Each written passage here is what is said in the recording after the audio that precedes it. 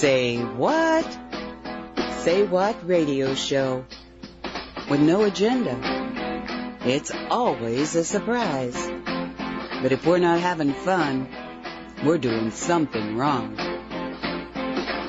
Saturdays, 6 to 8 p.m. Eastern, 3 to 5 Pacific. On Haggy Shack Radio at haggyshack.com. Say what?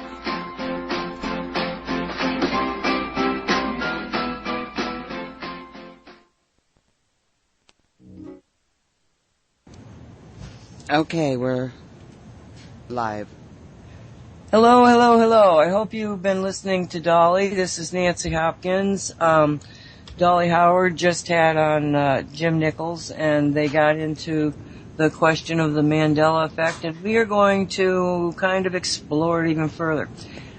With me, of course, is Colleen Kelly, who's producing. This is a Haggy Shack radio production being simulcast over Will Spirit. It is the Say What Show, and it is July 9th, 2016. We got Dolly Howard with us, and today, because it is the second Saturday in July, we've got our guest host, which is Annette Bobko, and she is Dolly's daughter. Did I cover everything? We'll talk about donating, but you can donate later, but anybody want to start out? Because, Dolly, you just were talking to Jim about it. I felt that he did, well, first off, that he didn't get what you were saying, and then when he did get what you were saying, it freaked him out. I think he was honestly freaked out by that concept. I think he was too. Well, I did send him the link to that video that I sent you all early this morning, I think it was. And you know, I don't normally freak out. I just take everything as a, grain of salt. Yeah, sure, kind of thing. But when I watched that, and then thought, okay, because first I'm going like, oh, well, it's just the new translations and all that kind of stuff. But that when it dawned on me that these are Bibles that we've had in our personal possession all these years. Many of us got Bibles like when we graduated high school, when we got married or whatever, we were given Bibles, because that's kind of what they did back then. And those same Bibles are different than what they were then. And that's what freaked me out. How the hell did they do this? Okay, just in case somebody's coming into the show that did not hear Dolly. What it is it's called the Mandela Effect. Now, I'm gonna go back just a bit because there's a whole history to this whole phenomena. Back before 2012, and it might have been as early as 2010. I meant to look up the Gifford. When Congresswoman Gifford was the attempted assassination on her, it was after that point. Okay, so and I meant to look up that date. So if anybody's out there in chat, look up the Gifford attempted assassination in Tucson and see what that date was. Because what happened was that I was over on Starfire Tours Facebook page, and she is an amazing woman regarding timelines. If you ever want to learn timelines, don't go to her because she's so scientific. If you're serious about learning it, go to her because she's so scientific. She will tell you before something's going to happen, we're going to have a timeline shift, and sure enough, you'd feel the timeline shift because you're looking for the details. You always have to look for the details in these things. So, somebody posted on one of her, she just posted it, and she said, is there any way that you can have a timeline change where somebody dies and then another one where they live? And she said, because my husband and I were discussing the fact that somebody had just died. Oh, it was Bergnein. It was Ernest Borgnine again. Had just died. And she said, we can both remember him dying years ago, maybe decades ago. And she unleashed a whole slew of people coming forward saying, "Oh my God, he's died again?" Ernst Borgnine. Because all of us, for some reason, well, because he was in our age group maybe, or age group, a very big kind of actor in our minds because he was on television all the time. But I absolutely remember him being dead, and then all of a sudden he's died again. But that started everybody talking about Mandela. How when Mandela shows up and is about to be president, I'm going like, is this his son or something? Because I knew Mandela had died in prison. And then I find out, no, it's the Mandela that was in prison, and what happened to the guy that died in prison. And other people remember the same thing, that he died in prison. Back in the 80s, I think it was. So then, I mentioned, Douglas, what's his name? Douglas, Michael, Kirk. Okay, now, Michael is his son. Kirk is the father.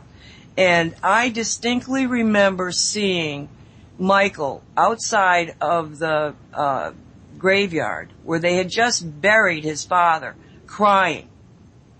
You know, and I saw it was when I was watching TV, okay? But I saw it on like Entertainment Tonight and the regular news and then another one of those commentary entertainment things that I saw it 3 times. And from slightly different camera angles because everybody, you know, all those stations were looking at it. And when I said, does anybody remember, and they're going like, he's alive? And I went, yeah, I just found out he's alive again. You know, so that's when the Mandela effect, and that's what it was manifesting as. Okay? These definite, but you can kind of understand a timeline that changes and somebody is dead on one timeline and then alive on another. And I've gone into great detail about this because, I mean, I've got a yard that keeps getting more pavers from the sidewalk that's halfway through the driveway now. Because there's a timeline change, they add another brick or 2. You know, so it's like, and we all see it happen. You know, I mean, there's absolute indications in your physical environment of timeline changes. But the only place that I ever saw or ever came across, all right, a situation where I thought a timeline had actually manifested in a change in factual history as I knew it, occurred over the 100th monkey. Now, the 100th monkey is something that anybody that's, you know, lived through the 60s would have remembered because it was such a weird and big thing. It involved a certain monkey, a species of monkey, and it was on 2 islands 200 miles apart in the South Pacific area. The British were looking at one island and the Japanese were looking at the other.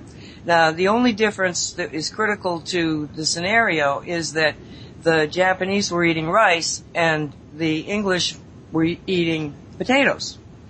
The staple of the island there for the monkey was very similar to a potato. Looked like, you know, it was basically like a sweet potato. So what happened was that the monkey started watching the British people washing the potatoes. And one monkey washed a potato. And then she continued to wash the potato, and she taught her daughters, wash the potatoes. And they started to track, because they're studying the animals, they track the spread of this knowledge about washing the potatoes, and when it got to the 100th monkey, the Japanese island, where the monkeys had potatoes, but had never seen anybody wash one, all of a sudden started washing their potatoes in the same 24 hours.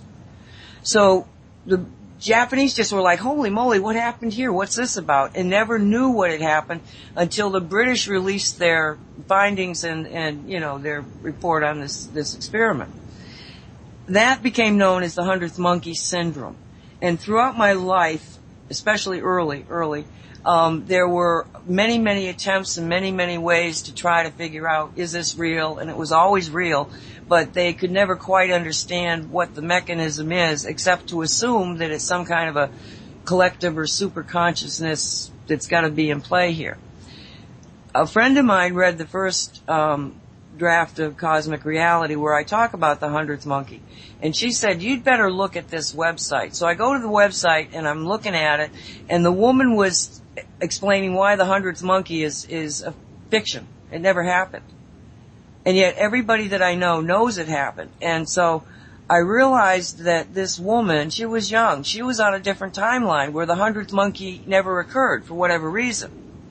So in her timeline, there was no evidence of it. But everybody in our timeline knows damn well it happened.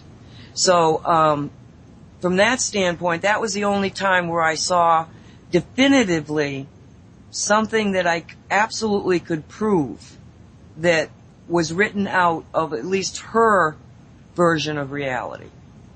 So when I started looking at this new expanded interpretation of the Mandela Effect, now understand, because it is like your mind is not going to want to accept it.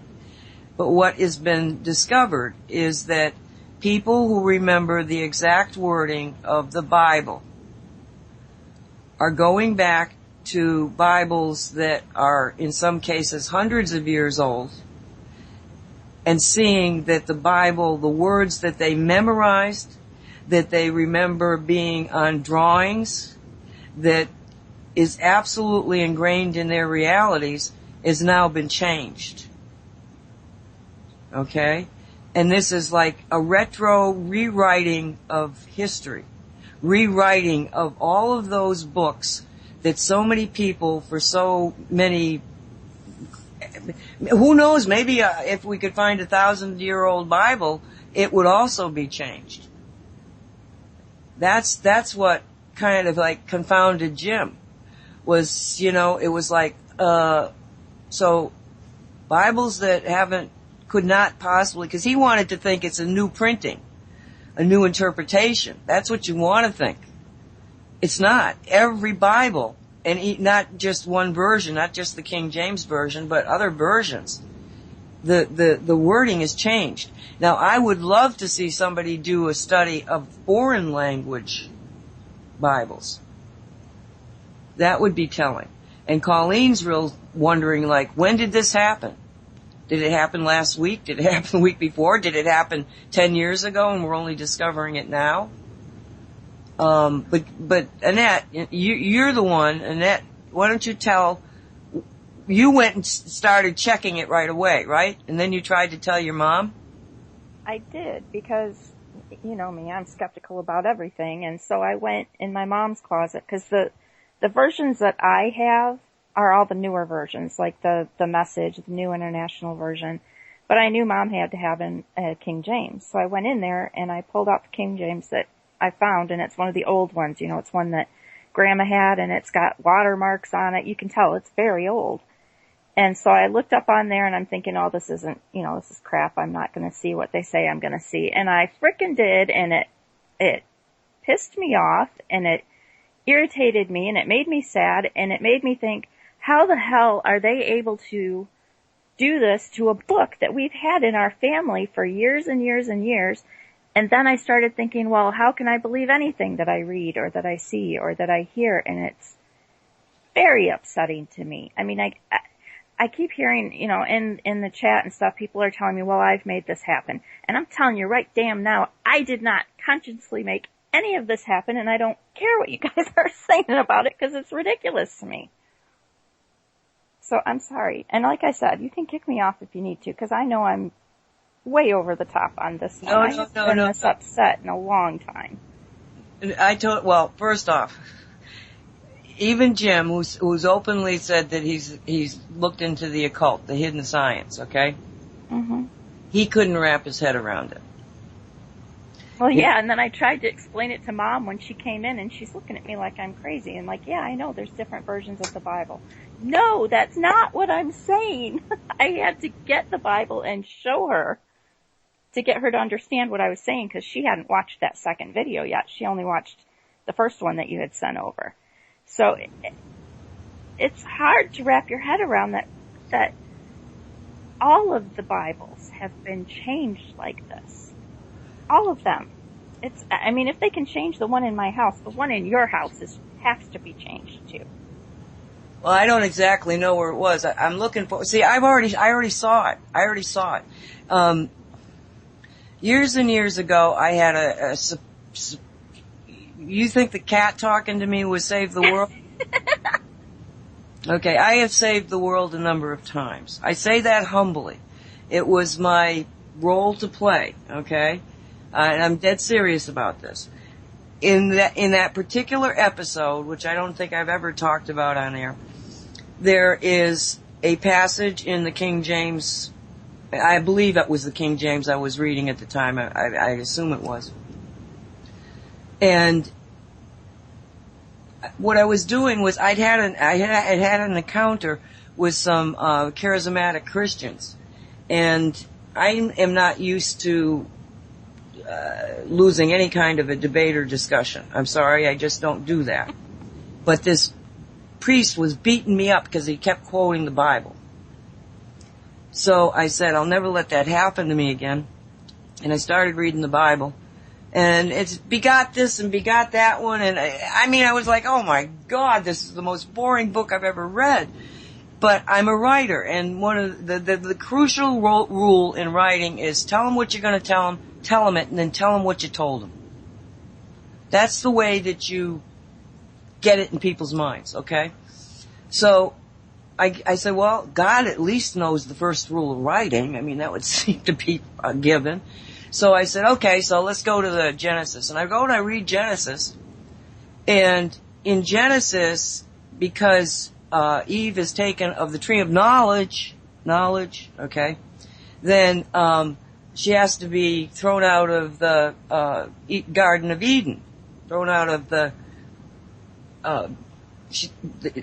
tree of life, okay? It was like, okay, you guys are out of the Garden of Eden, and you're going into the tree of life because you took from the tree of knowledge. Now you got to go live the tree of life. So, okay, so the tree of life is some kind of a key. So then I go to Revelations. I read Revelations. Something happens there that's a whole story in of itself. And then I realize that at the end of it, it's talking about the fact that, okay, there's going to be this terrible situation. And I forget what the number is. 142,000 people are going to be saved and go into the New Jerusalem city up. And it warned you. It said, as I remember it, okay, it said, he who will take away from the book of the word of this prophecy, he who will take away the word of this prophecy will be written out of the book of life. Now I went, book of life. Okay, tree of life. Okay, so if I reject this concept of Jerusalem and 142,000 being chosen to go to this, then I'm going to be written out of the book of life. And I'm going like, well, wasn't that the point? Because they threw us out of the Garden of Eden to learn something in the tree of life. Okay, now it's the book of life. Do I want to be in the book of life? If the ending is everybody gets sucked and only 142,000 chosen people get saved, do I want that reality? Do I want that to be the end of the story? Absolutely not. And I denied Revelations, knowingly denied Revelations, knowing that if I was wrong, I was going to be gone. But it was that critical to me. Why? Because right before that, they warn you, do not reach around and help the poor. Do not reach around and help the sick. Do not reach around and help the dirty. Do not reach around. And I'm thinking, if I have to leave them, I would live for eternity in hell in my own mind because I had not reached back for my brother. And that's what I was against in the book of life being written out. Changing the prophecy. Yes, I'm going to change the prophecy. I'm not going to leave anybody behind. Nobody's left behind. And that was the one thing that I stipulated when I jumped timelines. And remember, Annette, I knowingly have jumped timelines. So I know what the manipulation of timelines consists of. And one of them is writing. I can't tell you how many times I have read something, and God, Gaia, Spirit, my higher being, I can remember things. Like not like a photographic memory, but I can just go back to the actual thing very often and see it again. It's like a remote viewing kind of thing. And I have seen where I've been reading something and I'm going like, this was not what I read before. And gone back and checked in my past memory thing and going, no, they've changed this. I have gotten used to the changing of literature. In my own book, I go, I don't know that I wrote that. Because reality is what you think it is. It's all energy. It's very easy to change. But you have to have the intent of changing it. Okay, but if I don't have the intent, no, but it's not. It's change not this. It's not us. It's our guides. In other words, the angels will change something so that I am seeing it in a different light. Okay? If the angels can do that, then the dark side can do that also. Because obviously the changes that are being made are not good changes. So it's not the light side doing, it's the dark side. But as far as an occult technique of your spirit guides being able to give you even further guidance by just changing your reality in an instant so that you're reading something totally different than you read the first time. Or something, haven't you ever said to somebody, you both read the same thing and you're looking at them going like, how did you get that out of that? It's maybe because they can manipulate what it is that's being said, your guides can, for you personally.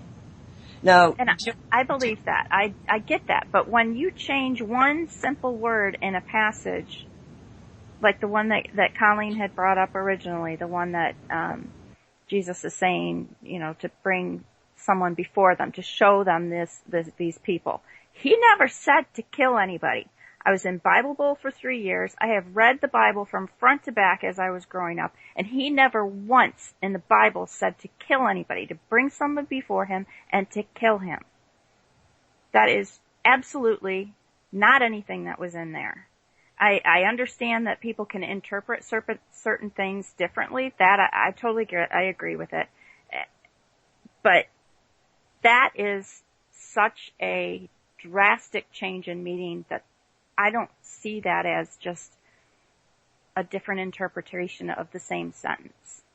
No, it's a black energy force that has changed it all. So why would my angels bring me to this place and time when I totally don't agree with it? I see where it's going based on my beliefs and my reading of the Bible when I was growing up, and that first one that you had sent about the occult and the Cerna. I can see where it's going, and I didn't think this was going to be part of my life. I never thought anything like this would happen in my lifetime, and it scares me where I can see it may be going, and I hope I die before it gets to that point, because I just don't want to deal with it. But the only reason that I could see that I would be here in this timeline or in this reality is because I have something that my guides may want me to do to fight against it. That's the only thing that I can think of, because there's no frickin' way I believe anything that is in here now. I don't know how I'll ever believe anything that I read. If they can change my Bible in my home, how do I believe anything that I read or see? You're the one that says question everything. It's just another the question. Can you even believe the words in front of you? Reality is what we think it is, and it's the number 2 is that the majority rules, but it's not numbers. It's how much force you can put into it. And you've got black magicians, okay, whose job it is to know how to manipulate time and space and energy to make any change that they want to make. All right. Now, the fact that we're seeing these changes, it's a question, when did this happen? Because if we're now seeing these changes, you don't think they wanted us to see these changes, do you? And yet you, of all of us, were the one that went out and got the book and looked and checked. That's why you're here, Annette. To tell it to your mother, freak your mother out, so she could freak out Jim Nichols. And I did, but she looked at me like I was totally nuts until I showed her.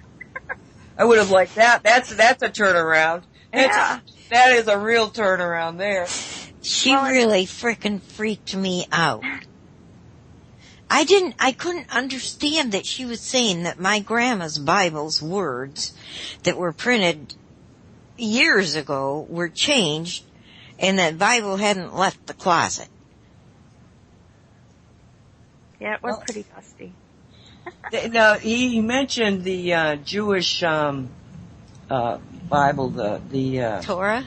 The Torah, thank you. I heard, now I'm not a Jewish scholar, but I heard that one of the reasons that they were told never ever to touch the letters like he was explaining, right? You never make a change, is that the book was never the same. It was continually changing. Now this is freaky, because I'm trying to explain this and all of a sudden I realized I saw a movie last night with Matt Dillon in it called what was it? It began with an A. But it was about people who are sort of like angels who are following a plan. And they have this book. And and the book has got the plan in it. But if something goes awry, the book starts making changes in the plan. And they're there the Adjustment Bureau. And they're there to adjust the path back to what it is that the chairman wants done. So it's the same sort of thing, is that the Torah, to my understanding and this, I learned this when I was learning, the Tree of Life and Kabbalah and all that stuff. The Torah is a magical vehicle of God's thoughts, and the Torah will, in fact, change as the path changes. Let's put it that way. So that's again occult knowledge that's why I didn't get so freaked out with this. It's like, oh, they pulled that card and we saw it. That's the key, is we saw it. They do this a lot in a lot of different ways, but this one is not to be denied. You know what I'm saying? Well, and it's not subtle. I mean, they changed the lion and the lamb to the wolf and the lamb. There's so many pictures with lions and lambs together. You don't see pictures with wolves and lambs together. Now why the wolf? Do you understand what the wolf symbol is? I didn't seem to get that. I'm not sure about that either. That's one of the things I'm going to look into later, but that's just not the way it ever was. Now let me tell you something, because I was just like, my mouth was dropped open and I'm listening to this and I'm looking at the pictures and I can remember Grandma's thing with the lamb and the lion and, I'm going like, yeah. Oh, okay. Now, that, I wrote Cosmic Reality and I realized that we had this connection to this. It's not the creator God, the source God. I'm talking about the consciousness that has to have been here to create this biosphere that I call Gaia. And I call her Gaia because apparently that's the name that the collective consciousness is using, Gaia. It's a power word. So I say, okay, Gaia, tell me what you need done, because I really am over my head. I don't know what to do, but you were the creative consciousness, so maybe you got a better grasp of reality than I do. Just lead me. And she led me to Shungite.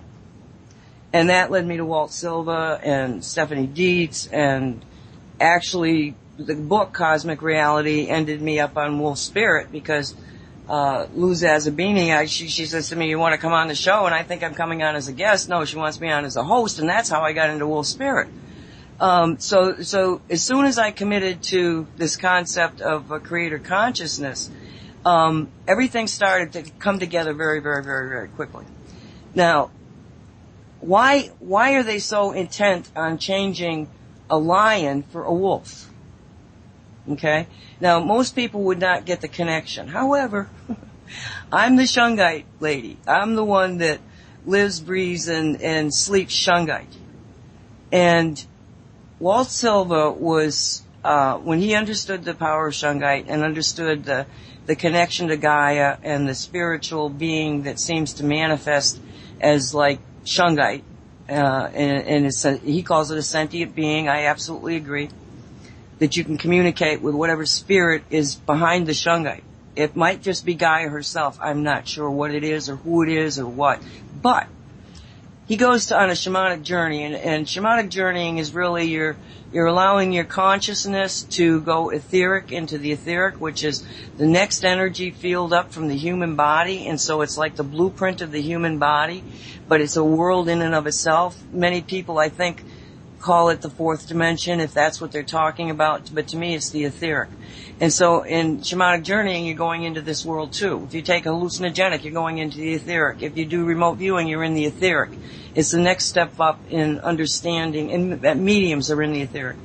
Dead people are in the etheric, if you're trying to connect with them. Otherwise, they're someplace else. But anyway, so when he gets into the etheric and he's trying to connect with his client's guides to ask the questions that the client wants answered, he realizes that he's going to an ET ship, because a few years back he started encountering ETs as guides for Earthlings. And this was another one of those cases. And so as he is approaching in the image of, so that he can, you have to have a story, okay? In a 3D mind, you have to have a story. So the story in the shamanic journeying at this particular shamanic journey was that he got on an elevator and he's going to go up to an ET ship. It's just a story, how he gets there, okay? So he's about to go on, and the person that's in the elevator says, you can't come in here with your companion. And Walt is like, what companion? And the person saying this to him looked over his shoulder, so Walt turned around and he's looking at a lion. A black lion with gold eyes, okay? Just staring at him. And he realized he was looking at the image of the spirit of Shungite. And he was not the only one to see the black lion as representing Shungite, but two other people saw a white lion and realized it was the spirit of Shungite. His mother and Chris Dietz.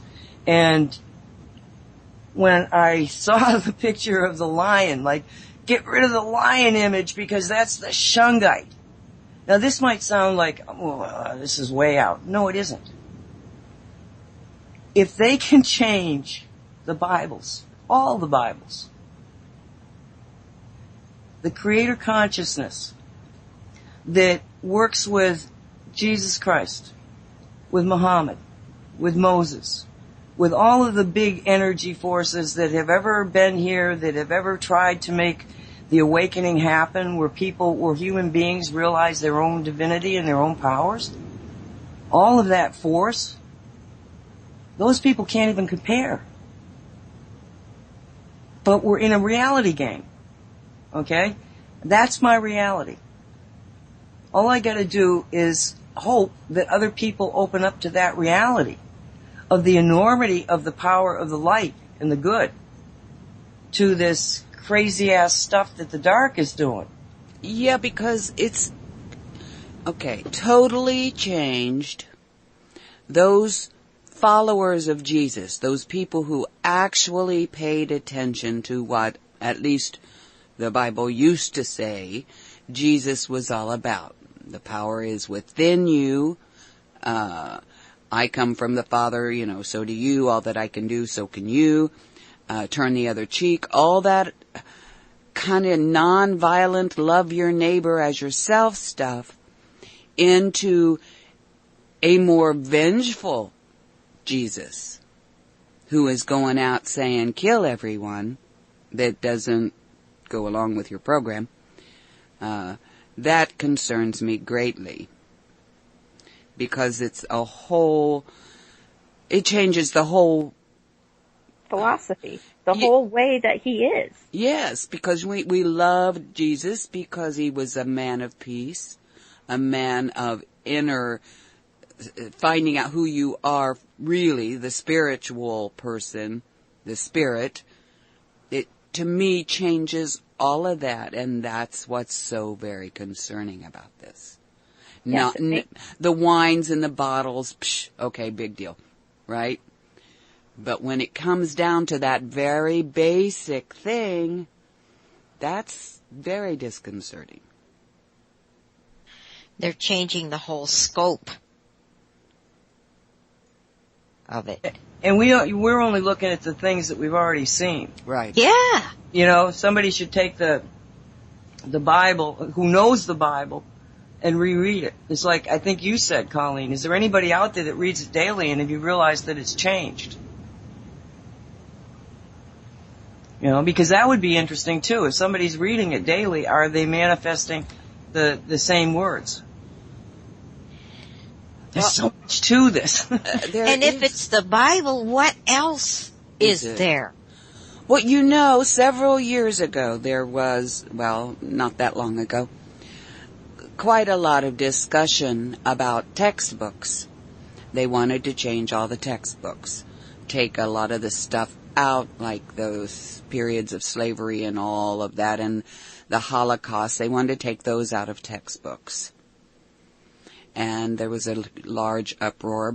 And the reason it's such a big deal is that whatever Texas changes their textbooks to for schools and colleges, I suppose, is that those books then go all around the U.S. in all the schools and things, because Texas, well, there's the repository, but because Texas is such a large state, so pretty much what Texas decides upon is what is in all the other books.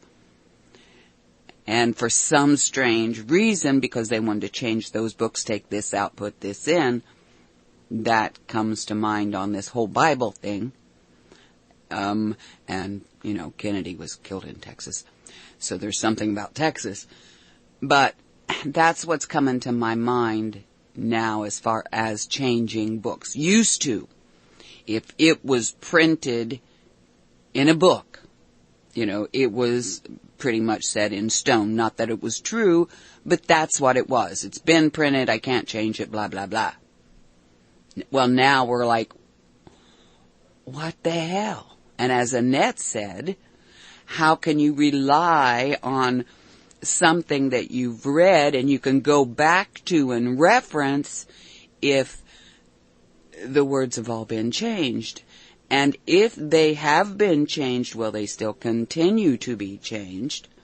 And when, and why, and who, and how, and all of those questions come up, and what the hell's the purpose of it?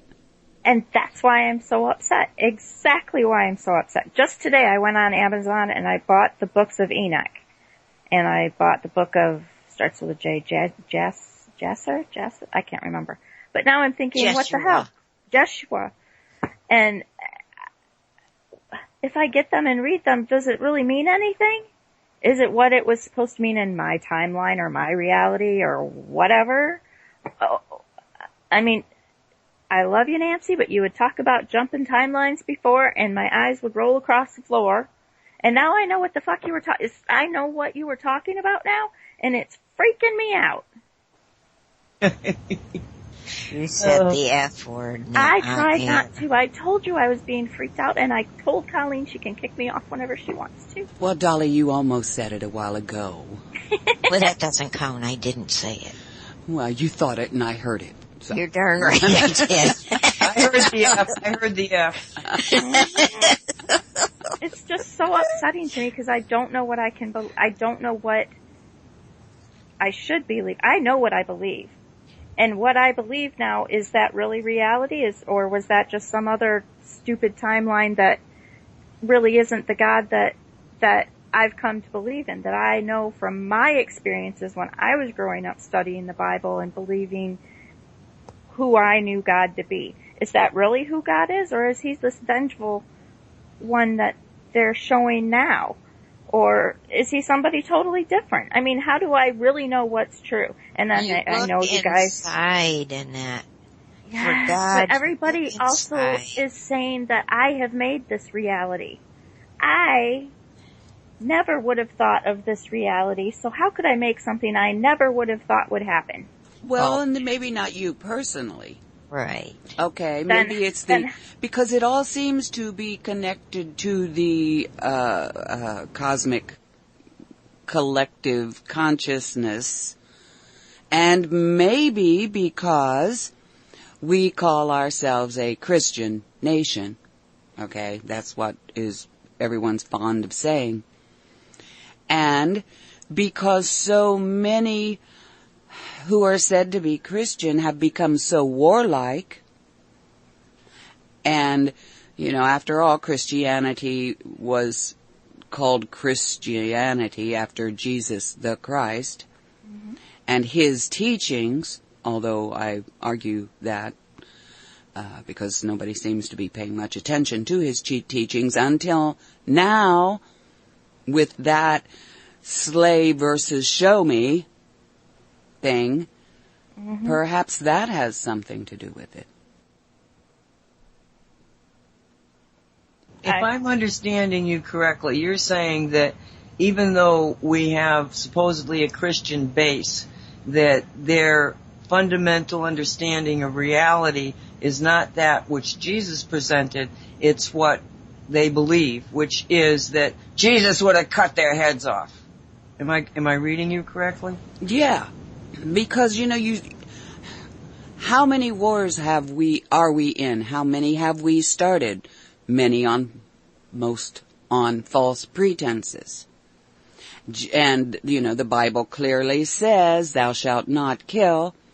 And Jesus, even though there is at least one example of him getting angry, he didn't kill anybody. He just kind of dumped some tables of the bankers over, although they weren't called money changers and not banks. He was a pretty passive, according to what we've read in the Bible over the years. He was kind of a passive hippie, like love and, all that kind of stuff. Well, maybe we should get Annette to look in the Bible and see if in the section where he is upset with the money changers, does it say international bankers, or maybe it could say banksters? Federal Reserve. It used to say it was the marketplace. Maybe that's changed, because that concept of the bank changing.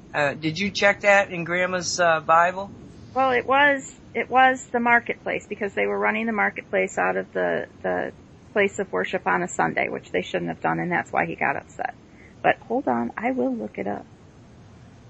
But go ahead and talk, I'll look it up. Because, what happened was that when I was reading that, and I'll just give these to you, I was taking notes on what he was referencing.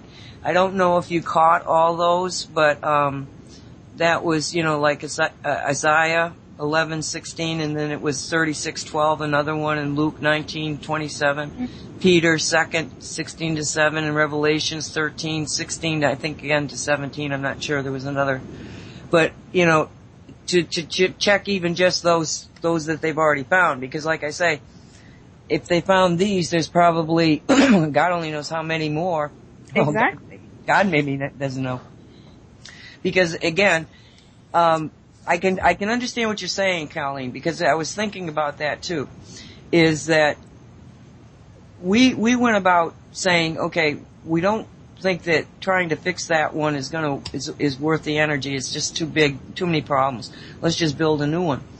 So in the new one, we see Jesus as Jesus was, a loving, caring example of what we should be, what we should aspire to be. Now, maybe all of these changes are really in the other reality, and it's being created because that reality is going into like a loop, and it's starting to eat itself up. It's starting to fall apart. Just like Jim again mentioned the Matrix and the glitches in the Matrix. It may be that. And I think that the second part of this show, we've still got some time here, we're going to look at something that started sort of down this line, and it actually came from Joyce Wheeler, that link. She gave it to me in a message on Facebook. She said, "Did you see this about the tunnel?" Now, I'm just going to run through this here so that you can, and people can. I'm going to run through what's on the video, and then let people think about it over the 5-minute break or so. And then we'll come back and we'll try to figure out now what in the heck is this all about. On the 1st of June, Switzerland revealed the world's longest and deepest railroad tunnel with a profoundly occult, satanic ceremony. Now this is Before It's News, and Before It's News has got, an iffy reputation, but I have heard, some really interesting things by them, but I saw what they're talking about, and this is absolutely the way that I personally saw it. So I'm saying that this is their words, but I can attest that this is what I saw. Okay, at the Gotthard train tunnel's northern portal in Erstfeld, Switzerland, hundreds of dignitaries, which included Italian Prime Minister, Switzerland's President, German Chancellor, France's President, I'm not going to go into their names, joined in the Illuminati-esque ceremony. The Gotthard ritual was divided into 2 separate activities, one for elite dignitaries inside the tunnel, and the other outside in Erstfeld for the thousands of public participants. Now that's the one that was the first video, was the outside one. I didn't even know about this inside one initially.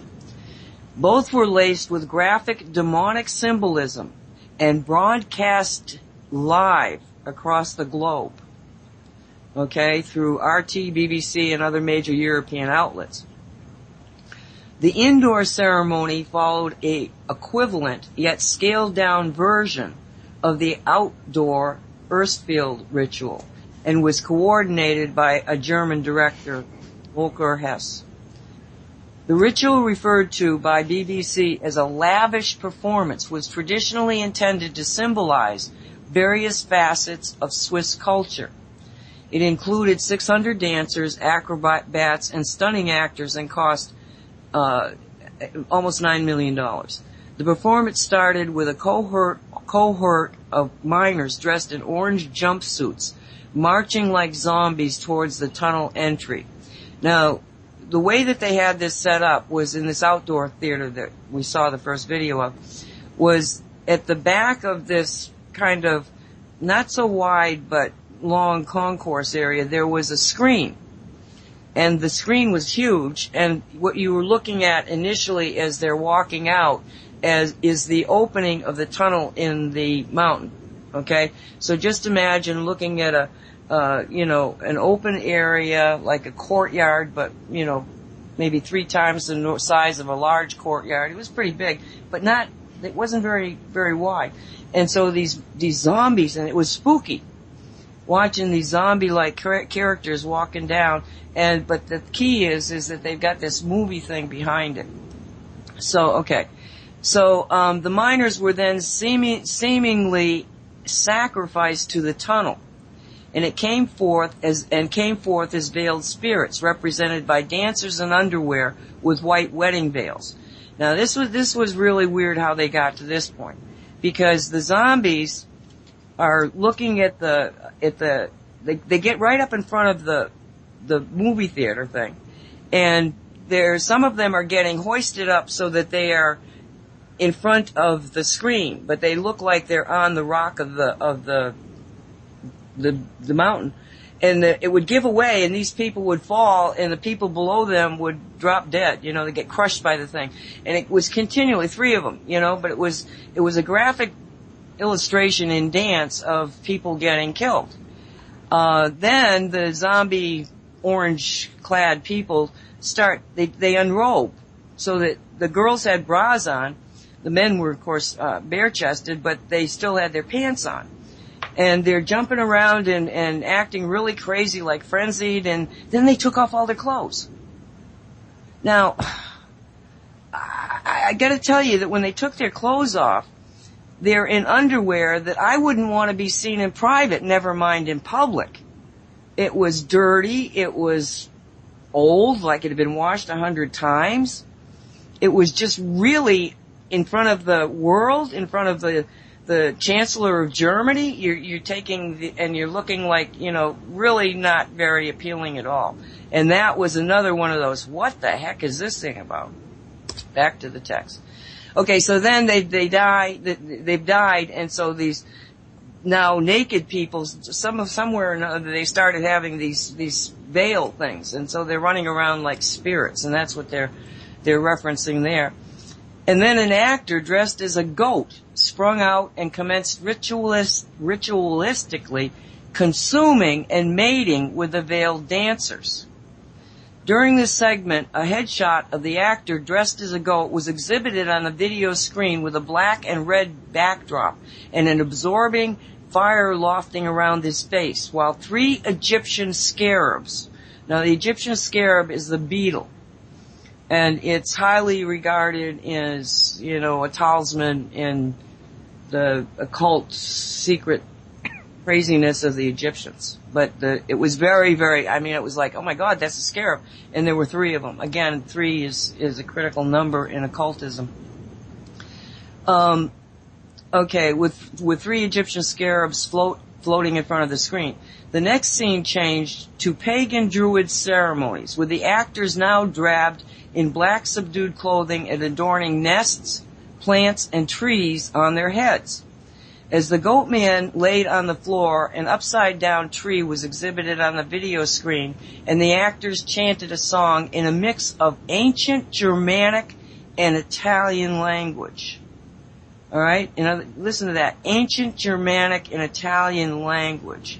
A language that is not spoken by anybody but who?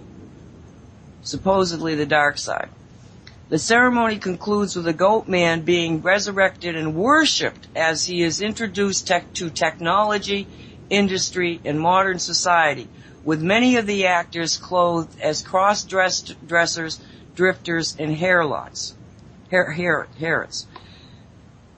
In the beginning part, with the miners being sacrificed to the tunnel, is particularly creepy because 9 workers, 4 German, 3 Italians, and 1 each from South Africa and Austria, perished in accidents while the tunnel was under construction. Swiss media has noted their deaths are commemorated by a plaque near the northern tunnel. Now, when you watch this thing and you see, and you want to probably watch a couple of them just because you're not going to believe it, but in the inside one, in front of the dignitaries there, they were in the tunnel, so instead of the actors marching and doing this, they were brought in with trains. And the image of those trains with those naked, in terrible underwear people would not bring me to my feet applauding. And supposedly all these dignitaries, after the ceremony was done, gave them a standing ovation. So that's where we're at, is that in front of the world, one of the most bizarre ceremonial things that I've ever seen occurred, and even the mainstream media does not know what to do with it. So, anybody want to say something right now? Annette's saying that it says money changer. Yeah, it does. It says money changers. I don't remember it that way, but Colleen said that she did. Mom, do you remember it that way? I remember money changers. Okay. I could be wrong. I can admit to be wrong about something like this, but I know I'm not wrong about the Jesus. At least it doesn't say banksters. Someone. It doesn't say what? Banksters. Right. Yeah, no, it doesn't say that. So that one apparently is not yet changed. But money changers works for them. Because that thing about the bank was obvious. Did you check that one? Oh, yeah. Yeah. I definitely. It said bank in there and blew my mind again. Yeah, the NIV said, I think it said depositor or depository. It didn't say bank, but it said depository. Luke 19:23. Where's 23? This is the, here we go. Wherefore then gavest not thou my money into the bank, that at my coming I might have required mine own with usury. Bank is in black and white in my grandma's book, and I have never seen it say bank. I am so frustrated. Because it's not just the Bible that's frustrating me here. It's the whole thing. It's not just the Bible. It's how much more is involved. Everything. Well, it all goes back to, in my opinion, everything that we've been taught, everything that we believe is wrong. And maybe that's the whole purpose of all of this, is to bring us to the awareness that all that we've believed about this material world is illusion and can change at any time. So what's the purpose? Well, maybe the purpose is to realize that all of this kind of stuff really doesn't matter because we are spirit first. That's the part of us that is part of God, if you want to call it God, or the creator of all that is, or whatever name you want to put to that. The part of us that is the real us is the energy that we are inside this body. And everything else is all illusion. And that's kind of what we've been saying all along in our various shows and talks, and creating our own realities, is that all of the, and the Matrix whole thing, it's because we put so much emphasis on our physical selves and our physical existence on this earth, we have forgotten the truth of who we are. And that truth is interspersed with everything else. If we can create with our energies, which I don't know how else to explain this other than, as I said earlier, a time-released ink that, say, in the year 2012 or whatever, the Bible was going to change because the ink's time did whatever it did. And I know I'm going in circles now because my mind is going in circles. It's like, oh my gosh. But it still, I think, goes back to the fact that maybe it's just something to wake us up to the reality of who we really are. Well, it's the top of the hour. Why don't we hold all those thoughts until after a quick break? Good with that? I am. Okay. Okay. I need chocolate. Yeah, that's where I'm going to. Chocolate and lemonade. All right. Together? Well, I have to have I the wish. lemonade here because I otherwise if I get one of those. Okay, so we'll be back in probably about 5 minutes, I would think. Sure. Okay. For some reason I don't have music up in here, so I'm going to just grab something. I can't even tell you what it is. It's called imagination. So, you grab that all the time, honey, and it's all right with me. We'll be right back. Alrighty, we're back. Okay. At least I'm here. I'm hoping everybody else is I'm here. I'm going to eat Cheetos to start with, and for dessert I'm having chocolate chip ice cream with chocolate syrup. Good luck finding a bowl. I know. They're in the dishwasher, Annette, and their dishes are clean. Okay, good. Wow. Okay. Please, this is supported by your donations. It's listener supported, so you can go to haggyshack.com or wolfspirit.com and you can donate, which is just your energy coming to the station trying to keep these programs going. And you can also, on wolfspirit radio.com, you can join the archives for $5 a month, which is reoccurring in that they will send you an email and say, do you want to continue? It won't be just an automatic takeout. HaggieShack.com, you can hear Wolf Spirit's, she simulcasts, so, and you'll find a lot more about the shows and about the hosts, and there's a lot of information there that you might want to partake of. Anybody want to say anything here? Annette, Dolly, Colleen, anything that you want to say that we...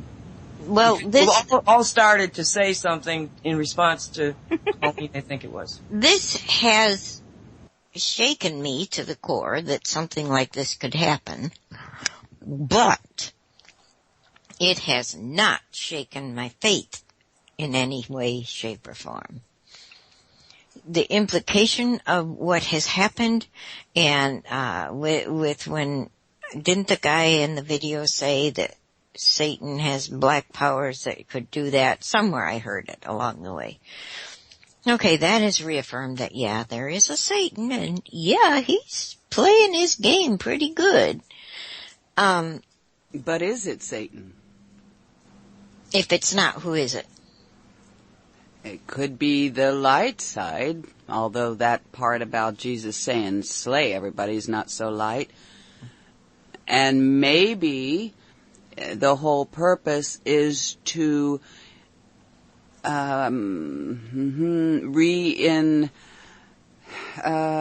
what's the word I want? Our belief in Satan and the dark side, to strengthen that belief, because our belief is what gives them power. So that's the thought. Oops, them who, Colleen? Who? The dark side, the demonics, the... So our belief in what gives them power? I'm belief. Sorry. Well, it's anything that you put your attention to gives that which you're giving your attention to strength, power, energy, because we're adding to that as we put our focus on that. So perhaps because the Bible, this holy book, that which we consider holy and good, if the very foundation of our belief system based on that is changed so that Jesus is now slaying instead of bring him to me, show me.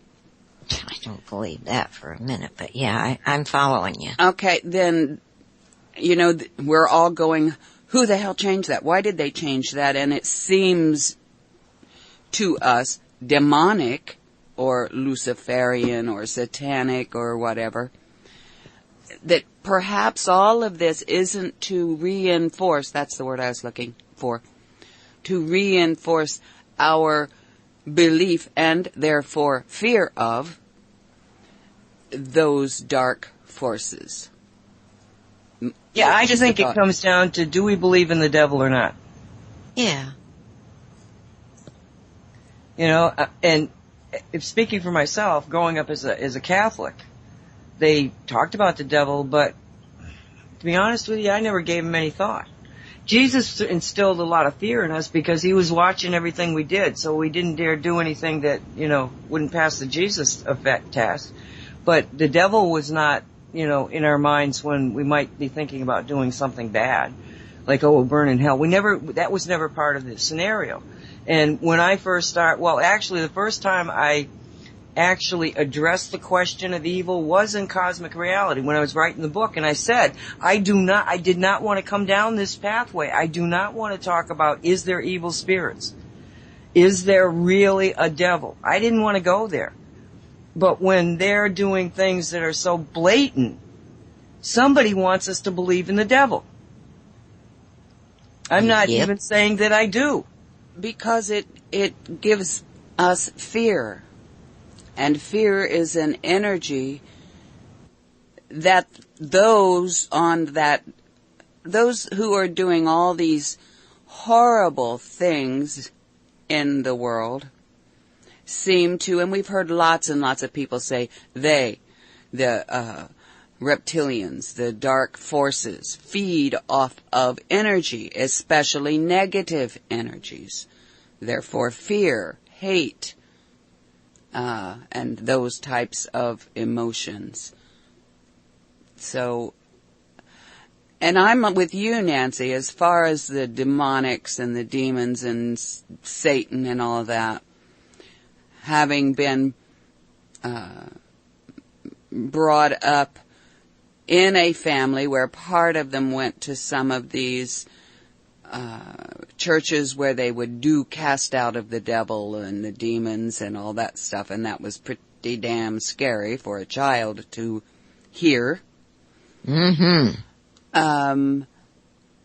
I've always kind of put all of that, that's all fake, that's all, But according to the Bible and the way that we understand Jesus, he cast out demons from people. Yes. That is part of the Jesus myth. Or truth or history, I don't know. It's hard to say, yeah. But it really comes down to, I think, the same thing that probably Annette is feeling, is that it's almost like, well, my God wouldn't have allowed the Bible to be changed. It's the Word of God. What, God changed his mind? Her mind? Its mind? Well, but then that goes back to, too, if God says, well, as one of the commandments, thou shalt not kill, or TJ says thou shalt not murder, and I'm not quite sure there's a whole lot of difference between kill and murder. There's that part that, we go, well, you're not supposed to kill, but yet we go to war, and other parts of the Bible, God is saying, well, go over there and kill those people because they've offended me, Now, let me just get some clarity. Somebody else out there says that it's not kill, the word is murder. The original word supposedly was murder, yes. Oh, okay, so it's not a change of text. Well, it's, no. At least not to my knowledge. I haven't checked that out yet. Maybe the Bible says slay. Now it says slay. On the commandments? Oh, on the commandment. I don't know about that. Yeah, because we were, thou shalt not kill was like the big order, but then God turns around and tells him, go slay that tribe over there, or go kill those people over there, down to the last man, woman, and child. And I've always had an issue with that. How can you say don't kill, and yet you can go wipe out all of those people and all their children so that there are no descendants whatsoever? I've always had issue with that. Yeah. It doesn't make sense. No, either, you can't tell me not to except when you want to, because then that's a power kind of control, So, I don't know, it's all very, very confusing, but then religion always has been, to me. Even though I've studied and looked into a whole bunch of them, there's still an awful lot of things that just don't make sense on a moral level to me. Well, it's one of the, we're not even trying to answer, we're just discussing what possible answers could be for, a very peculiar, let's say, it's not just, it was like, you remember back when we first brought in Christia, and we were talking angels, and there was such a difference of energy that started happening. Dolly started using them, Annette started using them, even I started using them more, we got involved in the angelic side of it. And then all of a sudden, we're being tossed into an environment where the dark side is seemingly creating even maybe more powerful manifestations, evidence of manifestating. They can go back and they can change the Bible. Yeah, but I still think the angels are right along beside them in what they can do. Sure, because the angels said, hey guys, pay attention to what just happened. Yeah. Well, and as TJ says quite often, you have to remember there are angels of light and angels of darkness. So you have to be careful on which angels you're calling. and asking help for, because on that dark side, it's that thing, people don't do things for you unless they're expecting something back in return. So you have to be careful on that one as well, I think. Okay, so let's go back to the question of the devil. My understanding is that some angel named Lucifer was the favorite angel of God, and then God made other angels or human beings or whoever he made. And so Lucifer got kind of pissed off at God and said, blah, blah, blah, and then Michael got into the mix and they had some kind of a battle in heaven, which never made much sense to me at all. I think that's why I kind of dismissed everything. And Lucifer loses the battle, and so he's cast into hell. Is that the way that most of you understand that, the story? No, I thought he was cast to earth. Oh. He was kicked out of heaven, and then a third of the rest of the angels went with him. Wasn't it, Mom? At least the way that I grew up understanding it. Yeah, that's what I grew up understanding. But did you understand he went to earth or to hell? I understood he said it was kicked what? out of heaven is what I understood, so that could be. And see, I understood that he went to hell, but he's going to be released from hell and unleashed on the earth. Well, I thought he was kind of given dominion over the earth for Yeah, he was given. 1,000 years, I think it said. Yeah, he was given dominion, and that's part of the precursor to the whole Armageddon thing. The end of time. So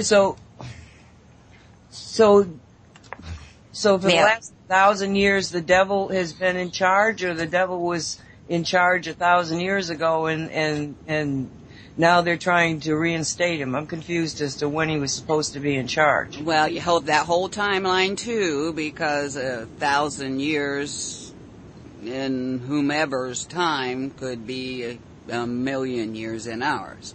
Exactly. There you go, confusing things again. Yep, we got that damn time issue. Yep. I Well, understand 'cause that one, though. Supposedly the Bible says that, they speak of the twinkling of an eye, the age of earth and all that is but a twinkling of the eye of God or something like that. So and when they try to do anything in so many years, you can't really do it because their years are different than ours. And if you're reading or have read any of this alien stuff, that supposed information that comes from aliens, ETs, they say that their time is a whole lot different from our time, so that people who are channeling aliens have difficulty in doing prophecy type stuff, or, so-and-so told me that on this date, such and such is going to happen, and it doesn't happen because the timelines are all different. So, Or that person was just high and he just had to come up with a good excuse to why it didn't happen. well, there's that, it all goes back to that damn timeline, I'm telling you. Yep. Okay, let's go back to the beginning there, okay? Because in my opinion, everything is a riddle. So the riddle here is, what was the bone of contention between God and Lucifer? The way I understood it, Lucifer and God were like best buds. And then God created man, and he loved man better than Lucifer, and Lucifer got jealous. That's the way I understood it. Yep, me too. Now in the Keys of Enoch, they sort of say the same thing in a lot more intricacy. And I haven't even read it yet. Well, good luck doing that, honey. I don't believe it. No, I'm serious. It's one of the most daunting books I've ever had in my possession. I've read it. Difficult read. Huh? A difficult read. I've read it a number of times, and I still don't know what the hell it says. I was studying it. I went to study groups. It's not an easy read, but supposedly it was that the humanity is called Adam Kadmon. Okay? And you have the archangels and you have the angels, and yes, this was supposed to be, the human being was supposed to be a more perfected version of the angels, and to the best of my knowledge, I don't know why we were supposed to be special. I still don't know. I mean, the angels still seem a lot more powerful than a human being to me, even where I put human beings in the scheme of, most people don't have them in the higher position of power that I do. I think that we're amazingly powerful. We just haven't tapped into it yet. Or I think a lot of us have. what made us so special in God's eyes and is that we were granted the freedom of choice. God didn't give the others the freedom of choice, but He gave that to us. And that's, I think, where Lucifer got jealous of not only that God supposedly loved us better, but that He gave us that choice. He didn't say, hey, you have to worship me. He gave us the choice of whether or not we wanted to worship Him. And God breathed His life into Adam to bring him alive. Right. So go ahead, Dolly. That's what I learned along the way. So do you suppose that, it was, because, again, I'm only using what I think of as common sense, and as a storyteller, if God throws, Lucifer out of heaven, all right? Maybe I watch too many of these kind of movies, but if he throws God out of heaven, Lucifer is thrown out of heaven by God. For what purpose? I don't believe that God would just say, go over there and stay there and I'm never going to pay attention to you again. There's always a learning. Everything seems to want to learn. What's the purpose of living if you're not learning? Well, I think it all depends here on interpretation, because a lot of this was symbolic stuff. You have to say, okay, this God, was it the God, or was it the God who came down to Earth and was part of the, we call them extraterrestrials, but maybe they weren't. Maybe they were just what some call angelic beings or whatever, who manipulated mankind's DNA and supposedly turned off all of our other strands of DNA and our power abilities, because if we have alien DNA, then we'd have also some of their abilities. Because I think that there's a whole lot of manipulation and misunderstanding as to whom this God was. These beings come down to Earth, and whatever sort of man was on the Earth then was manipulated and blah, blah, blah. And we see these very powerful beings, and we may have seen them as gods, and they went, "Oh yeah, that's who I am. I'm your God, and you have to do everything I say, and follow me and do how I direct you, and these are my rules, and blah blah blah." And so I think that we have to also think about all of that as well. So now, are you saying that the devil does not exist as an entity in and of itself? It's something that has been put into our lives so that the ETs would have more control? Well, I'm not sure that that's exactly, excuse me, that's what I'm saying. Because after all, man has both light and dark aspects as well. Lee's dream, it must be Lee, Reverend Lee. Charlie, yeah. Because I'm thinking, I didn't want to actually say it, but I was trying to work the conversation into the assumption that maybe that's what we're confronting, but she comes right out and says it, so I'm going to read it. I heard a theory that we are in the midst of a bet between God and Satan regarding free will. God said we would move toward light, and Satan said we would be totally selfish and do what we want. That's exactly what I feel is really the riddle. Oh, and it's not out of the realm of possibilities. The whole book of Job is based on a bet between God and Satan. Exactly. Exactly.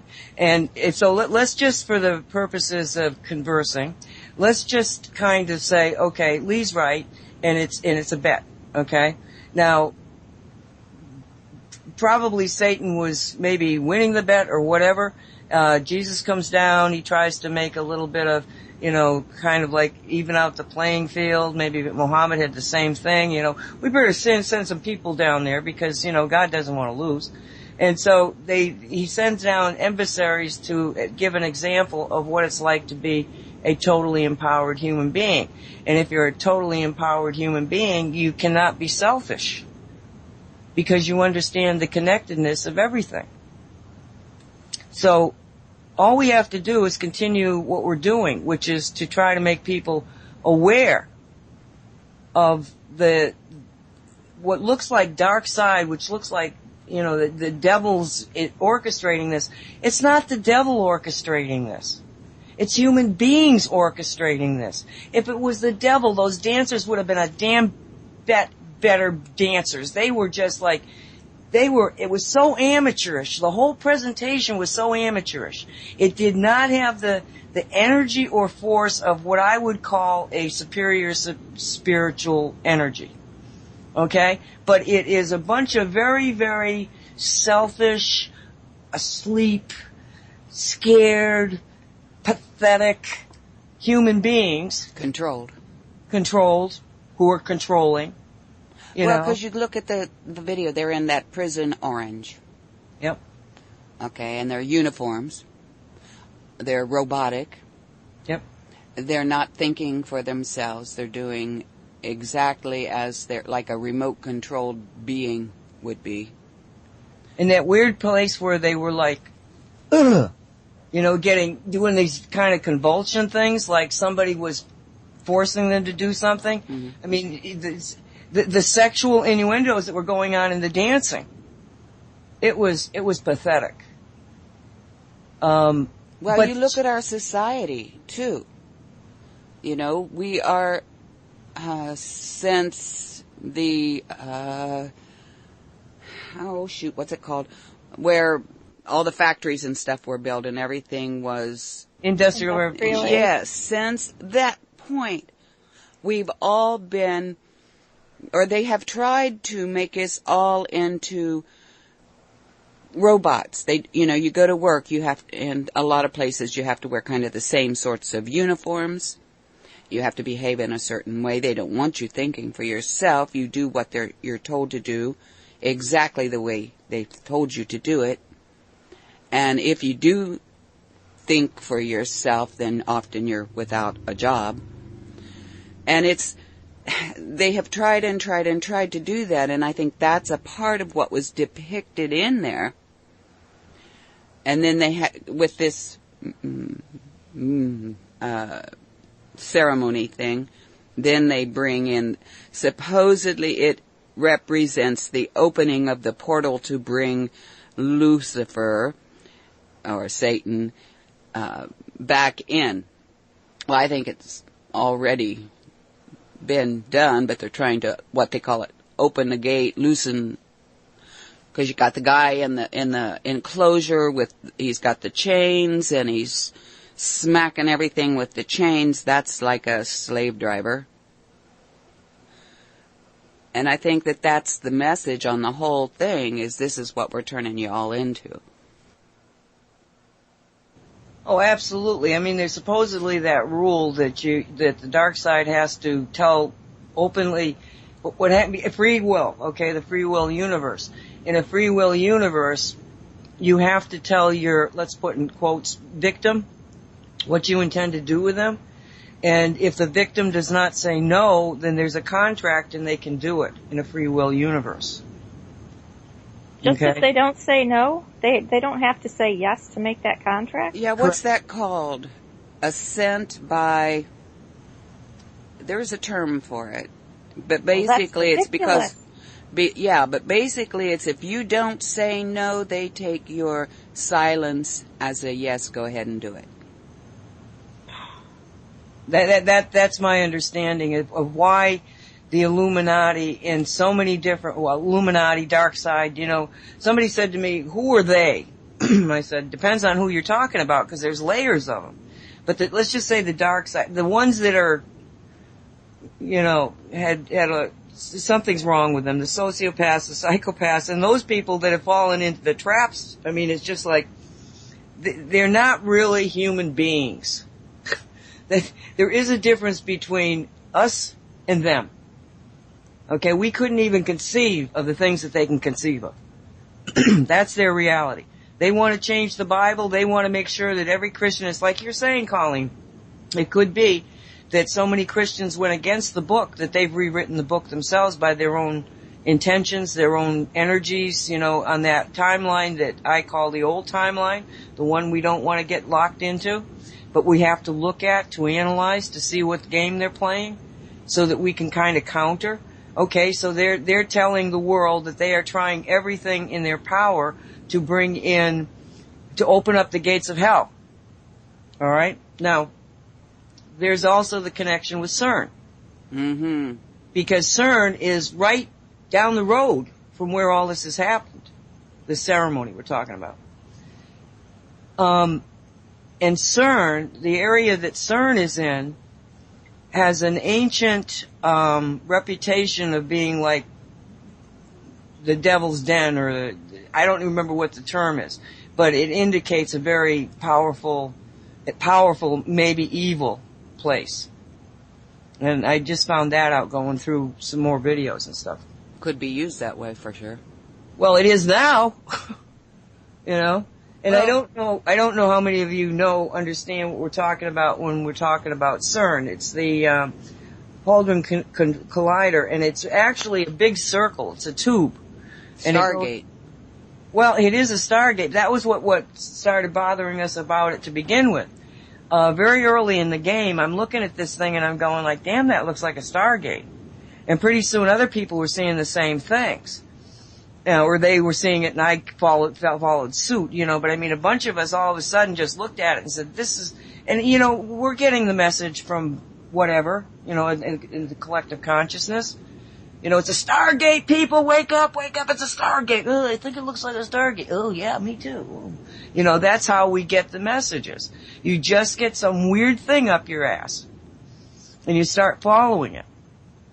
So, it is a Stargate. And if you listen to Simon Parks, they wanted to rip an opening in the time-space continuum to be able to open basically the gates of hell. Now who the devil is and who's on the other side? Is it the devil, as we know, is an angelic being named Lucifer?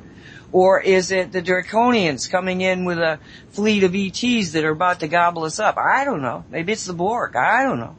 But these idiots in this fascist, Nazi, possessed, demonic, I don't know what you call it, but this mentality that would say, I'll risk everything in order to just do this.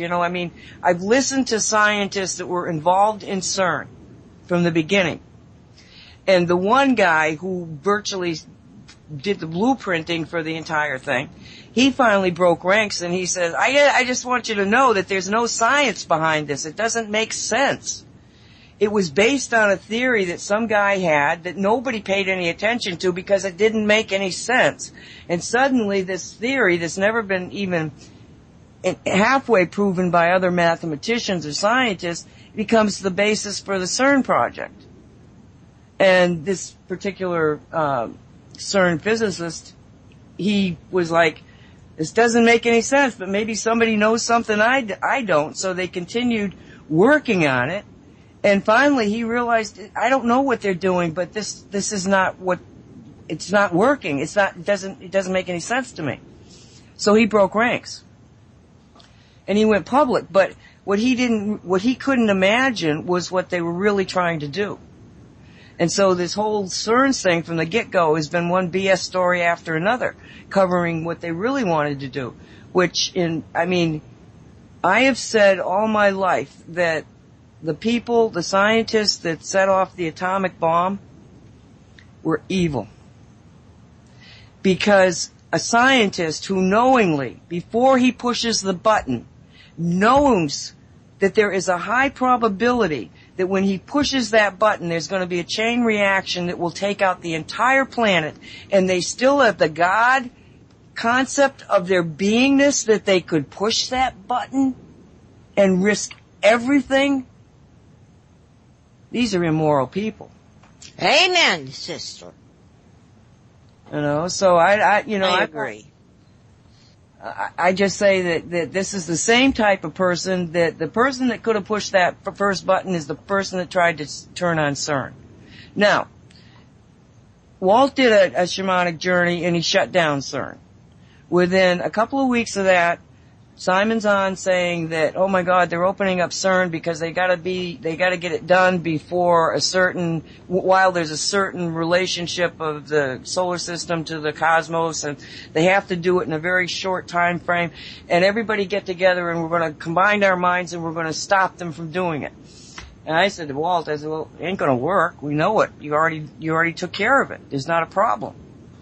But in the time scheme, the thing of time being a part of the equation, if Simon hadn't done that, maybe Walt never would have done the shamanic journey, because time doesn't exist. So we did it in the past. It still might have been dependent on what Simon's group did in the future.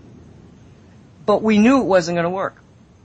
So, and Simon got it shut down. Then they tried it. They started it up again, and apparently they got a very small opening up, which is, been bothersome to some people. Oh my God, they've got a little opening on it. But they tried to kind of like increase the opening. Okay, we got you got a little thread to the other side. And now you're going to try to open that thread, even though you're not in the complete geophysical positioning that you needed to be, but you got that one line over there, that thread's there, so maybe we can open it up. So they started up the CERN again, and according to everything I know, the technicians realized there was some kind of a blockage in the tube. It was like they're shooting, what they're doing is they're shooting protons, and the protons are going around this tube at unbelievable speeds. That's basically what they're doing. And so all of a sudden the protons weren't moving through the tube. They've got a blockage just like you would in water. And instead of letting off of the power to figure out what the hell is happening, they increase the power, and CERN's destructed. To the best of my knowledge, CERN's is no longer operational. And the people that came out immediately when this happened were there and said, yeah, people were killed. It was terrible. But of course, it's all hushed up, and when the first thing happened and there was some information, there was a lot of trending on it, and all of a sudden it shut down really quick, I said, whoa, this must be true. Because if it wasn't true, then you get you're debunkers, and you get the fighting going on, and it's a distraction. It's not true. It's a distraction. They keep it going. But if they shut something down like that, man, that's true. So what's happening now is that the people that I don't know if they're seeing it or they're hearing it. I really don't know where the sourcing is coming from. But they're saying that there was some kind of an entity, some kind of a force that blocked that tunnel. It wasn't anything that was 3D natural. It was something supernatural. So are you saying it was Simon or I think it was Walt. It was, of course, Walt. It might be Gaia herself. I don't know. But the fact that the whole ball game has gotten into a different, it's almost jumped in a level. Before, 2 months ago, we were worried about the out-of-towners. We're worried about the banking system. We're worried about the White Brotherhood and Ukraine and, the Third World. We're all worried. We're looking at that. That's what's trending. We're trying to, deal with and now we're dealing with angels and devils.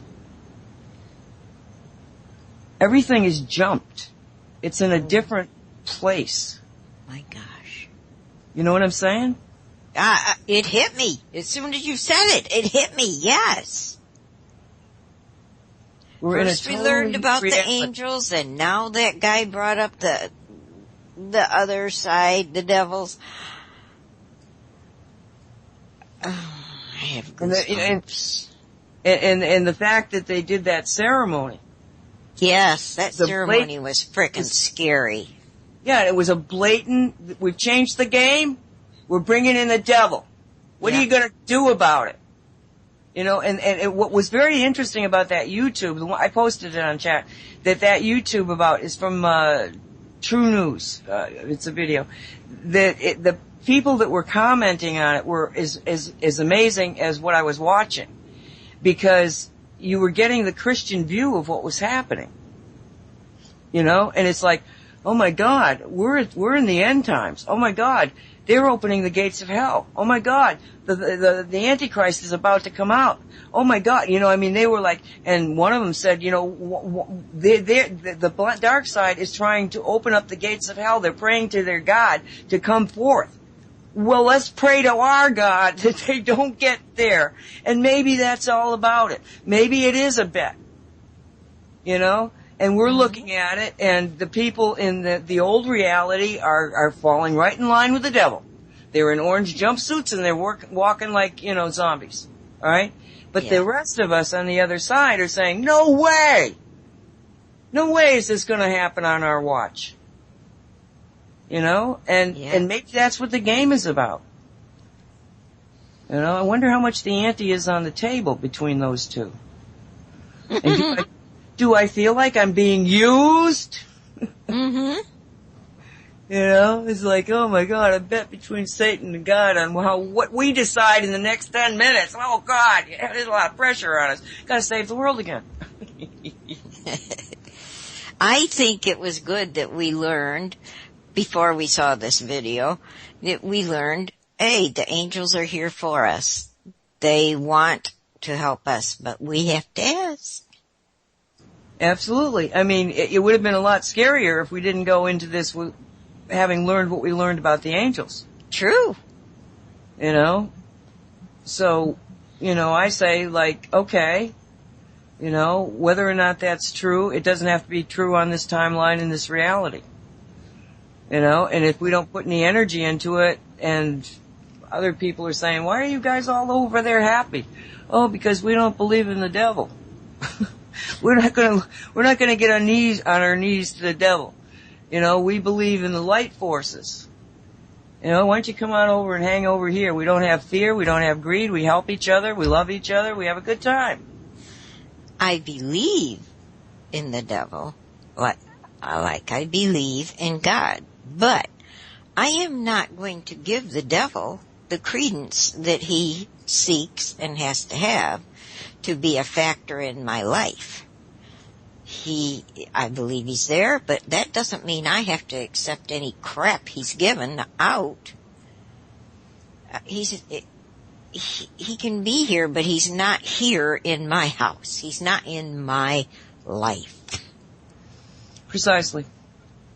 You know, because again, reality is what we think it is. And we can say, well, Lucifer, you made a bet, but you lost the bet. Mm-hmm. Because we're not going to follow you. Mm-hmm. You know, you can get on your knees before God and ask for forgiveness. You made a bet, you lost. Right. It's just reality. And see, this is what I've learned over my lifetime, is it only takes one person. It only takes one person to realize what the riddle is and to have the courage to take action. Yeah. Jesus Christ, Muhammad. You know, what are all the others? Those, yeah, I mean, every religion out there has Luther. You know, the fact that they can say, no, it takes one person to give a change to everything. As long as that one person can convince anybody else just by the example. Now, unfortunately, we know where that takes us. So we get down the road of organization and all that stuff. But in this case, it's different. Because what the basic, I think, learning is, or the basic goal probably that we should have, is based on free will. The will to choose good over evil. And the only way you can do that is to realize you in fact have a choice. And most people will say, well, I don't have a choice. My boss says this, the government says that, I'm completely controlled. And we come along and we say, no, you're not completely controlled. All you have to do is claim dominion. Now, if the devil was given dominion over the earth, you know, and I've been telling y'all that you gotta claim dominion over yourself and you gotta claim dominion over the planet. That's probably why we're getting into a real turf war now. Because we're waking up and we're saying, no, devil, you don't really, God may have given it to you, but this is our place. You know, we're not going to... He also gave us that free will that Satan doesn't like. Yep. Yeah. Yep. Annette, you've been quiet. I'm not sure what else to say. It's just very disturbing to me, not so much that it's that other things can change that I don't know, that I might want to start learning about, that, you know, the Book of Enoch. If I was to read it and start learning about it, knowing how the Bible has changed now, I don't know that I'd be able to trust whatever is in it. The thinking that the new Christians who are coming in, or people who are looking for some spiritual guidance, that are just starting to read the Bible, are going to read this crap that is in it now, is disturbing to me. It's disturbing to me that people keep saying it's all in my power to make things right, when I think that's a bunch of BS too, because if it was my power, this would not have happened. And so it's just irritating to me. It's very irritating, and so I'm trying to keep quiet. You may not have given permission in the 3D. I didn't give permission in my dreams or anything else. I did not give permission. I don't give permission. I am not a victim. I do not allow people to victimize me. It's not happening. In my life, in my reality, it's not what it is. I don't care what y'all say. It's not. I'm with you. I'm in your reality with you, darling. Me too. And it's very irritating to me. And if I'm somebody where if somebody's gonna come at me, well then come at me. I'll take you on. I don't have a problem with that. But this is, I don't know what I can do to fix it. I think that's what's the most frustrating to me. I've always been the one that fixes something. I was the oldest child, so maybe that's what it comes from. I always tried to make everything right for everybody, and I've never gotten out of that, and I don't know how to fix this. That's what's irritating me the most. And you think that the whole world is your responsibility, and you are the one who got appointed to fix this situation? Yes. If Nancy can fix the world, why can't I? I've got the responsibility. See, we all got the responsibility. And I'm with Annette. Okay? I think it's within our capabilities to change all the words back to what they were. Okay? Mm-hmm. I absolutely believe that. That we just have to, no, you're not going to do this. And all the words change back to what they originally, but it seems like there's somebody else, you know, a higher power, guy or herself maybe, that's forcing us to look at powers that we may have underestimated. Well, I think we can do it if we do it together, but I don't think one certain individual called Annette Marie Bobko can do it all by herself. Have you met me? Point me in the right direction, damn it. See, that's probably the difference, is that I absolutely think she can. And I'll tell you why, because it's a game. You know, and if you realize your full power, I mean, I can tell you that I know of at least 2 times where I absolutely saved the world. I was the only person that realized what was happening. And because I did, I was able to make a thought adjustment as a representative of humanity. Now, she's not, even if she could do it, even when I did it, it wasn't that I wasn't being backed by all of these other humans who don't know all of the information that I have in my head. They can't see what I'm seeing. I was here to see it. That's all. See it and take an action. But I was dependent on all those human beings that said, there's something wrong, we gotta fix it. That, you know? Yes, that, what you just said, yes, absolutely, positively.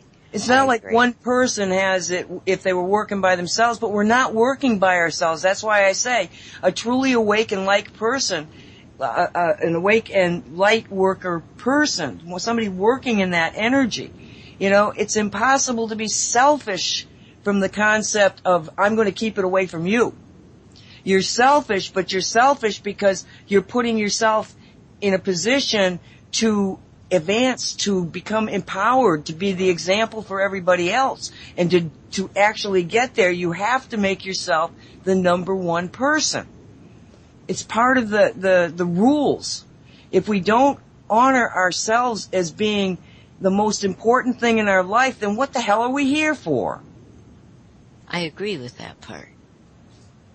Because you know me, Dolly. You know that I'm extremely generous. Not because I've got some kind of motive other than it's yours. Yeah. I'm just working for Gaia.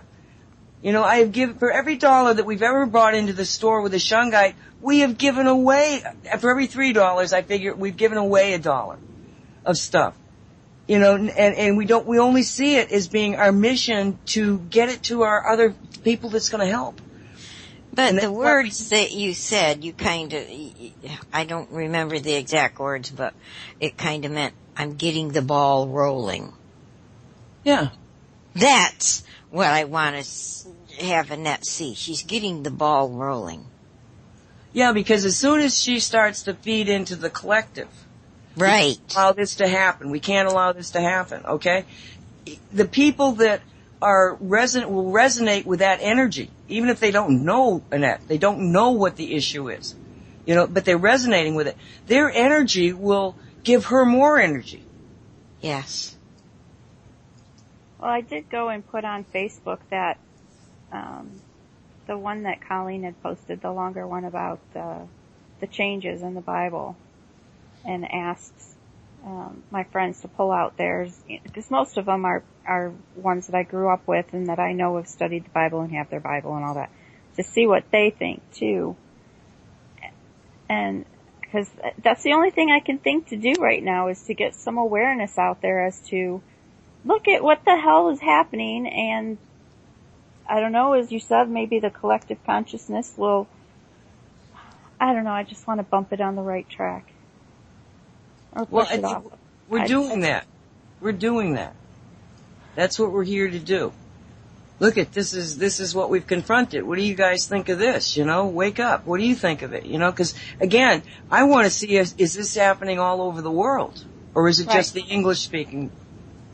Is it just America? For all we know, somebody in Great Britain's got the old version. We could ask Nora. Trust me, I'm hoping she's listening. You know?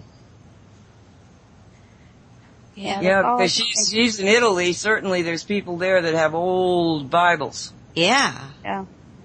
Maybe the Pope will lend her his. I don't want her to go near the Pope. And it's not just us. I've got a whole stadium full of angels that can help too. So, I mean, I don't know what to do to make it happen. I mean, I can think really hard, but I don't know what that's going to do. Well, it doesn't feel like an action to me. Thinking isn't an action. An action is punching Annette, some idiot in the face. Your action was you put it into words. You thought it first in your head, but you put it into words. You sent it out. That's your action. Well, not only that, she went and looked at the Bible.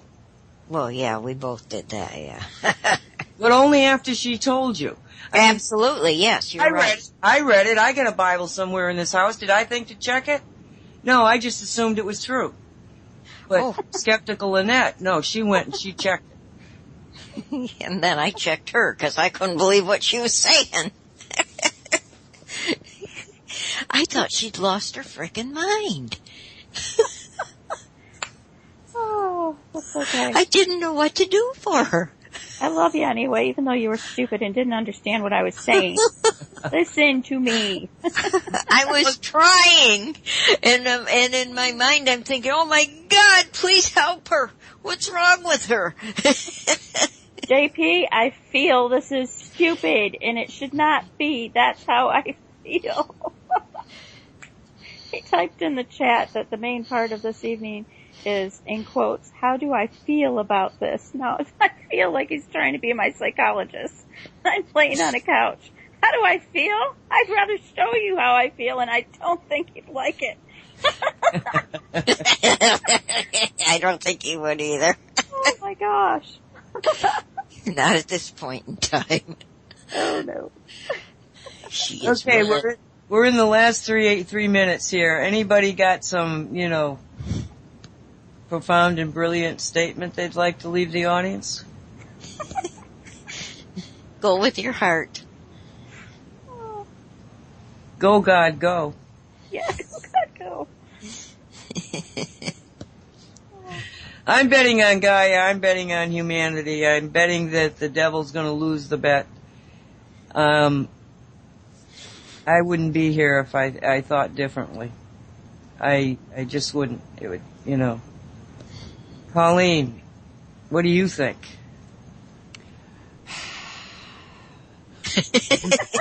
I agree with that. That's the most brilliant statement. Yes. Yeah.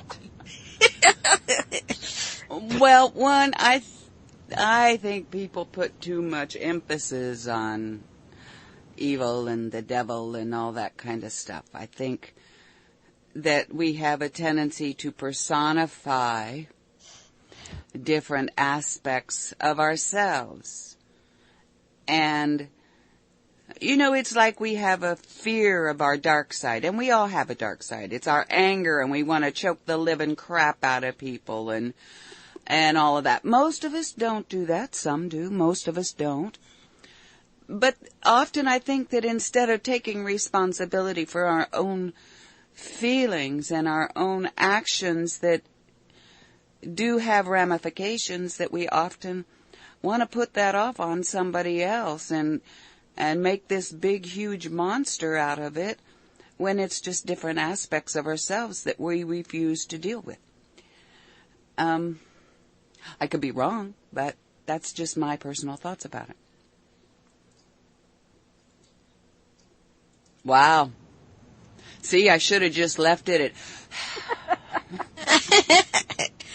Well, I think it's giving us all a lot to think about and giving us another, gosh, let's take a look. Where am I really? How far have I really come? Is this gonna be earth-shattering for me, or am I able to handle this kind of thing now without going back to where I came from in that old reality? Is it gonna help me to build my new reality even better? Well, yeah, 'cause you're living with me, and I'm not going backwards. It's 8:00, ladies. I so thank you all, both Annette and Dolly, and of course Colleen is my co-host here, for just, well, actually Annette is too, because Annette comes on is it the second? Yeah, it's the second Saturday. Annette's always here with us, and I'm just so grateful for you to still be with us, Annette. Out I'm there grateful you take me. Say again? I'm sorry. I said I'm grateful you'll take me. Well, you just, first off, you validate me because you say, well, I thought she was crazy, but now I don't. Oh, Colleen, you want to say goodnight to everybody, or where will we get next? What's next? We have Up Crossers Creek. We got to get off of here. Hi, Em. Have a good show. Em's show is pre-recorded because she's got to be out of town on business. Oh. So it's pre-recorded, and it's about the Jersey Devil and the Founding Fathers. Oh, very cool. Yeah. Okay. Sounds interesting. All right, everybody out there, we thank you so very much. We'll see you next week, and we've got just every day there's something worthwhile listening to on Wolf Spirit. And remember, you can always go to the archives, the current archives. You can drop down in the navigation bar. For a week after the shows are up, you can download them so you can listen to them again, or listen to them for the first time, or send them to somebody who you think needs to listen to them. So be safe. We'll see you. Thanks again. Dolly, love you. Annette, love you. Colleen, love you. Love y'all. See ya when we see you. Bye, everybody. Bye. Bye-bye. You've been listening to Say What on Haggy Shack Radio at haggyshack.com. Simulcast to Wolf Spirit Radio.